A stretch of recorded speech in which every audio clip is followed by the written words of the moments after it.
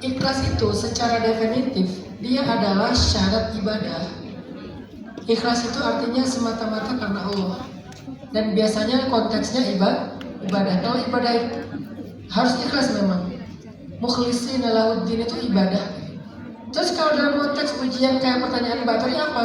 Kata yang lebih tepat bukan ikhlas. Kalau nanti mau nyari referensinya, saya kasih clue-nya. Kata yang lebih tepat itu adalah ridho. Bukan ikhlas, tapi ridho. Merelakan, berdamai itu bahasa Arabnya ridho. Cuma nggak populer di Indonesia. Di Indonesia itu populernya ikhlas. Biar nanti kalau kalian nyari referensi, carinya ridho bukan ikhlas. Kalau carinya ikhlas, nanti ketemunya bab ibadah. Nggak nyambung dengan kasus yang lagi dihadapin kan. Tapi kalau carinya ridho, insya Allah ketemu. Nah, gimana cara kita ridho di akhir? Dengan sebuah ujian. Di awal kita nggak ridho, saya nggak rela diginiin, saya nggak rela dikatain kayak gitu, saya nggak rela diperlakukan begitu. Kok bisa sih dia kayak gitu? Jadi kehal apa? Sebel. Jadi sebel gitu ya. Karena perlakuan orang lain kepada kita nih, nggak ridho. Tapi akhirnya kita ridho juga. Itu gimana Ustaz?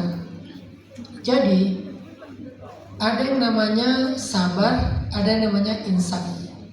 Apa bedanya sabar sama insaf? Sabar itu di awal kejadian. As-sabru 'inda sidmatil ula, kata Nabi. Sabar itu di awal kejadian. Tapi yang sedang terjadi dalam hidup kita bukan sabar, sadar. Sadar itu belakangan. Kalau sabar di awal. Jadi kita seringnya di awal tuh marah-marah, udah 3 hari, ya udahlah saya sabar aja. Enggak, itu bukan sabar lagi. Sekarang aku baru sadar. Setelah marah-marah, setelah tadi ribut, akhirnya ya udahlah sabar aja lah daripada diterusin. Itu udah sadar. Kalau yang dari awal kamu sabar, itu namanya sabar. Jadi seringnya kita nggak sabar loh, seringnya kita sadar. Sadar bahasa Arabnya insaf. Insaf diserap ke bahasa Indonesia insaf. Karena susah bilang fa, jadi insaf. Oh udah insaf loh, gitu kan ya. Insaf itu insaf itu insaf itu dari kata nisfun itu artinya tengah. Yang tadinya kita melenceng dibalikin lagi ke tengah, namanya nisfun atau insaf. Terus jadi insaf.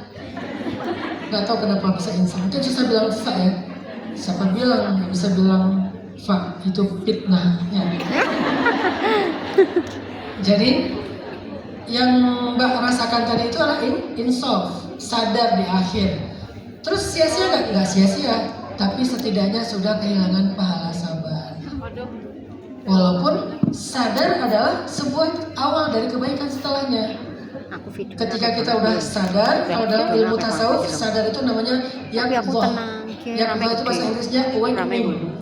Akhirnya dia sadar, oh iya, kan ini sebetulnya ujian dari Allah. Kan ini sebetulnya ada kebaikan buat saya. Kan dari kayak ini saya nanti akan diangkat derajat, saya akan diberikan pahala apa, sadar dia belakangan, maka baru mulai dihitung pahalanya sejak dia sadar. Tapi kalau sabar, dari awal tuh udah pahalanya gede. Karena yang paling berat itu ujian di awal kan. Iya, tahu Misalnya nih, tapi sih males. Suami istri ribut. Ujian paling beratnya kapan? Di hari pertama. Awal-awal ribut itu yang paling ujian. Kalau hari ketiga, udahlah, namanya juga pasangan sendiri, saya sabar aja. Udah gak ada ujiannya. Istri saya udah diam, saya juga udah diam. Jadi kami tinggal diam-diaman doang. Kalau kemarin ribut. Nah, jadi pahalanya tinggal sisa yang mulai dari sejak sadar ke depan. Tapi yang udah lewat ke belakang, harusnya dapatnya dengan pahala sabar. Itulah kenapa sabar itu gede banget pahalanya, karena yang berat. Kita awal kejadian itu kan untuk bersabar tuh gak mudah. Dari 10 kejadian mungkin 10-10-nya gak sabar. 9 sadar. Ada satu mungkin belum sadar. Atau dari 10 cuma 1 yang sadar. 9 belum sadar, apalagi sabar. Tapi kalau dari 10-10-nya sabar, awal kejadian langsung kita sabar, berarti itu orang benar-benar wabasyir sabirin. Pertanyaannya, sabar itu definisinya apa Ustaz? Menahan diri. Sabar itu menahan diri. Bukan gak boleh marah. Kamu gak boleh marah, harus sabar. Boleh marah, yang gak boleh itu mengekspresikan marah. Marah itu dalam bahasa Arab ada 2. Kalau marah itu perasaan, namanya ghaidh. Kalau marah sudah diekspresikan namanya ghadab. Hadisnya la taghdab, jangan marah. Terus marah yang mana ini? Bukan marah perasaan, marah ekspresi. Jadi yang dilarang dalam hadis itu mengekspresikan marah. Tapi perasaan itu nggak bisa dikendalikan, itu muncul aja rasa marah. Dan itu fitrah manusia, namanya ghair. Terus gimana dengan ghair? Kata Allah di surat Ali Imran 134, wal kadhiminal ghair, yang menahan marahnya dengan cara menggigit. Jadi sabar itu menahan tadi, nahan marah, nahan kecewa, nahan bete, nahan sedih, ditahan.